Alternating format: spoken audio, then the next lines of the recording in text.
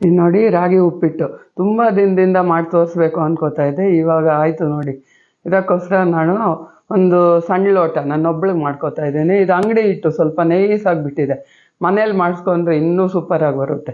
ಅದಕ್ಕೆ ರುಚಿಗೆ ತಕ್ಕಷ್ಟು ಉಪ್ಪು, ಸಾರು ಪುಡಿ ಇಲ್ಲ ಸಾಂಬಾರು ಪುಡಿ ಏನಾದರೂ ಹಾಕ್ಕೊಳ್ಳಿ, ಅರಿಶಿನ ಸ್ವಲ್ಪ, ಒಂಚೂರು ಬೆಲ್ಲ, ಹುಳಿ ಹಾಕಬೇಕು. ಅದಕ್ಕೆ ತಕ್ಕಷ್ಟು ಹಾಕ್ಕೊತಾ ಇದ್ದೀನಿ. ನೀವು ಎಷ್ಟು ಹಾಕ್ಕೋತೀರೋ ನೋಡಿಕೊಂಡು ಮಾಡಿ. ನೀವು ಯಾರಾದರೂ ಮಾಡ್ಕೊಳ್ಳೋದಿದ್ರೂ ಏನು ಇದ್ರ ಹೆಸ್ರು ಏನು ಹೇಳ್ತೀರಾ ಅಂತ ಕೂಡ ನನಗೆ ತಿಳಿಸ್ಕೊಡಿ.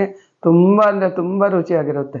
ಈ ಥರ ಎಲ್ಲ ಕಲಿಸ್ಕೊಂಬಿಟ್ಟು ನಾವೆಲ್ಲ ಪದಾರ್ಥ ಹಾಕಿದ್ದೀವಲ್ವ, ಎಲ್ಲ ಮಿಕ್ಸ್ ಆಗೋ ಹಂಗೆ ಕಲಿಸ್ಕೊಂಬಿಟ್ಟು ಹುಳಿ ನೀರು ಸ್ವಲ್ಪ ಹಾಕಿದ್ವಲ್ಲ, ಸ್ವಲ್ಪ ನೀರು ಹಾಕ್ಕೊಂಡು, ಇದು ರೊಟ್ಟಿ ಥರ ತುಂಬ ಮೆತ್ತಗಾಗಬಾರ್ದು, ಉದ್ರುದ್ರೇ ಇರಬೇಕು. ನಾವು ಇದನ್ನ ಕಲಿಸ್ಬಿಟ್ಟಾದ್ಮೇಲೆ ಇದು ಇವಾಗ ಗೋಧಿ ತಂಬಿಟ್ಟಿಗೆಲ್ಲ ಕಲಿಸ್ಕೊತೀವಲ್ವ, ಆ ಥರ ಉದ್ರುದ್ರಾಗೆ ನೋಡಿ ಅಷ್ಟಿದ್ರೆ ಸಾಕು. ಮುಚ್ಚಿಟ್ಬಿಟ್ರೆ ಮತ್ತೆ ಎಲ್ಲ ನೀರು ಹೀರ್ಕೊಂಡು ನೋಡಿ ಮತ್ತೆ ಎಷ್ಟು ಇನ್ನೂ ಉದ್ರುದ್ರಾಗುತ್ತೆ. ನಾವು ಮನೆ ರಾಗಿದು ಹಾಕಿದರೆ ಇನ್ನೂ ತುಂಬ ಚೆನ್ನಾಗಿ ಬರುತ್ತೆ, ತುಂಬ ಚೆನ್ನಾಗಾಗುತ್ತೆ. ಮಾಡ್ಕೊಂಡು ನೋಡಿ. ನೀರು ಕಾದ್ಮೇಲೆ ಬಾಣಲಿಲಿ ಅಲ್ಲಿ ಇಟ್ಬಿಟ್ಟು ಅಲ್ಲಿ ಹಬೆಗೆ ಇಡ್ತಾ ಇದ್ದೀನಿ. ಇದಾದರೆ ಈಸಿ, ಎಲ್ಲರೂ ಮಾಡ್ಕೋಬೋದು ಅಂತ ಈ ಥರ ತೋರಿಸ್ತಾ ಇದ್ದೀನಿ. ಇದನ್ನ ಬಟ್ಟೆಯಲ್ಲಿ ಕಟ್ಬಿಟ್ಟು ಹಬೆಗೆ ಇಡ್ತಾರೆ. ಮತ್ತು ಇದು ಹಬೆ ಪಾತ್ರೆ ಇದ್ರೂ ಅದ್ರ ಮೇಲೆ ಒಂದು ಬಟ್ಟೆ ಹಾಕ್ಬಿಟ್ಟು ಹಂಗಂಗೆ ಕಟ್ದಿರಾನೋ ಹಾಕಿಡ್ಬೋದು. ಅದು ಆಗ್ತಾ ಇರಲಿ. ಈ ಕಡೆ ಒಗ್ಗರಣೆ ಮಾಡ್ಕೊಳ್ಳೋಣ. ಬಾಣಲಿ ಇಟ್ಬಿಟ್ಟು ಕಡಲೆಕಾಯಿ ಎಣ್ಣೆ ಹಾಕ್ತಾ ಇದ್ದೀನಿ ನಾನು. ನೀವು ಯಾವ ಎಣ್ಣೆ ಯೂಸ್ ಮಾಡಿದ್ರೆ ಹಾಕ್ಕೊಳ್ಳಿ. ಉದ್ದಿನಬೇಳೆ, ಕಡಲೆ ಬೀಜ, ಇದು ಕರಿಬೇವು ಇಷ್ಟು ಹಾಕಿ ಫ್ರೈ ಮಾಡಿಬಿಟ್ಟು, ಅದು ಫ್ರೈ ಆದಮೇಲೆ ಈರುಳ್ಳಿ, ಕ್ಯಾಪ್ಸಿಕಮ್ಮು, ಹಸಿಮೆಣ್ಸಿನ್ಕಾಯಿ ಹಾಕ್ತಾಯಿದ್ದೀನಿ. ನಾನು ಉದ್ದಿನಬೇಳೆ ಹಾಕ್ಕೊಂಡಿಲ್ಲ, ನೀವು ಹಾಕ್ಕೊಳ್ಳಿ, ಚೆನ್ನಾಗಿರುತ್ತೆ. ನಾನು ಉದ್ದಿನಬೇಳೆ ತಿನ್ನಲ್ವಾದ್ರಿಂದ ಹಾಕ್ಕೊಂಡಿಲ್ಲ. ಇದಕ್ಕೆ ಸ್ವಲ್ಪ ಉಪ್ಪು ಹಾಕ್ಬಿಟ್ಟು ಒಂದು 2-3 ನಿಮಿಷ ಫ್ರೈ ಆಗುತ್ತೆ ನೋಡಿ. ಒಂದು ಅರ್ಧ ಫ್ರೈ ಆದರೆ ಸಾಕು.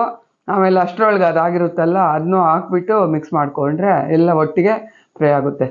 ಇದಕ್ಕೆ ಸ್ವಲ್ಪ ಅರಿಶಿನ ಹಾಕ್ತಾಯಿದ್ದೀನಿ ನೋಡಿ. ಇವಾಗ ಅದಾಗಿದೆ ಅಲ್ವಾ ನೋಡಿ, ಆ ಥರ ಬೆಂದಿದೆ ಅಂದರೆ ಆ ಥರ ಕಚ್ಕೊಂಡಿರುತ್ತೆ. ಎಣ್ಣೆ ಹಚ್ಚಿರೋದ್ರಿಂದ ಎಲ್ಲ ಬಿದ್ದು ಬಿಡುತ್ತೆ ಬಿಡಿ, ಕ್ಲೀನಾಗಿ ತೆಗೆದು ಬಿಡ್ಬೋದು. ಇದನ್ನ ಹಾಕ್ಬಿಟ್ಟು ಚೆನ್ನಾಗಿ ಮಿಕ್ಸ್ ಮಾಡಬೇಕು. ಬೆಂದಿದೆ, ಅದು ಏನು ತುಂಬ ಅಂತಿಲ್ಲ. ಈ ಒಗ್ಗರಣೆ ಒಳಗೆ ಫ್ರೈ ಆದರೆ ಇನ್ನೂ ರುಚಿ ಬರುತ್ತೆ. ಇದಕ್ಕೆ 1-2 ಸ್ಪೂನು ಎಳ್ಳು ಹಾಕ್ಕೋತಾ ಇದ್ದೀನಿ ನಾನು. ಎಳ್ಳು ಹಾಕೋದ್ರಿಂದನೂ ಅಷ್ಟೇ ಸಖತ್ ಚೆನ್ನಾಗಿರುತ್ತೆ. ಮತ್ತು ಫ್ರೆಶ್ ಕಾಯಿ ತುರಿ ಹಾಕ್ಕೋಬೇಕು ನೋಡಿ. ಇದು ತಿಂತಾ ಇದ್ದರೆ ತಿಂದಾದ್ಮೇಲೂ ಇನ್ನೂ ತಿನ್ನಬೇಕು ಅನಿಸುತ್ತೆ, ಅಷ್ಟು ಚೆನ್ನಾಗಿರುತ್ತೆ. ಯಾರೂ ಇದೇನು ಚೆನ್ನಾಗಿರುತ್ತೆ ಅಂದ್ಕೋಬೇಡಿ, ಒಂದ್ಸರಿ ಆದರೂ ಟ್ರೈ ಮಾಡಿ ನೋಡಿ. ಇದು ಹಳೇ ಕಾಲದ್ದು, ತುಂಬ ವರ್ಷಗಳಿಂದ ನಮ್ಮ ಮನೇಲಿ ಮಾಡ್ತಾನೇ ಇದ್ದಾರೆ.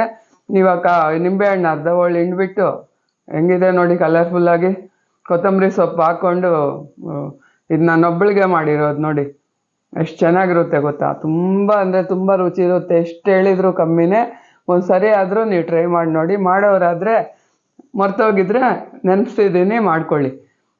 ಒಂದು ಬೌಲ್ಗೆ ಹಾಕ್ಕೊಡಿ, ಮಕ್ಕಳು ಕೂಡ ತಿಂತಾರೆ, ಅಷ್ಟು ಚೆನ್ನಾಗಿರುತ್ತೆ ನೋಡಿ. ಒಂದೊಂದು ಸತಿಗೂ ಎಳ್ಳು ಎಷ್ಟೊಂದು ಹಾಕ್ಕೊಂಡಿದ್ದೀವಲ್ವ, ಜಾಸ್ತಿನೇ ಹಾಕ್ಕೊಳ್ಳಿ, ಒಳ್ಳೆಯದು ಆರೋಗ್ಯಕ್ಕೂ. ಕ್ಯಾಪ್ಸಿಕಮ್ಮು ಎಲ್ಲ ಸಿಗ್ತಾ ಇರುತ್ತೆ. ನಾನು ಉದ್ದಿನಬೇಳೆ ಹಾಕಿಲ್ಲ, ನೀವು ಉದ್ದಿನಬೇಳೆನೂ ಹಾಕಿ. ಅದನ್ನೂ ಅಷ್ಟೇ, ಈ ರಾಗಿಗೆ ಸಖತ್ ಟೇಸ್ಟ್ ಕೊಡುತ್ತೆ. ಇಷ್ಟ ಆಯ್ತಾದರೆ ಲೈಕ್, ಶೇರ್ ಮಾಡಿ.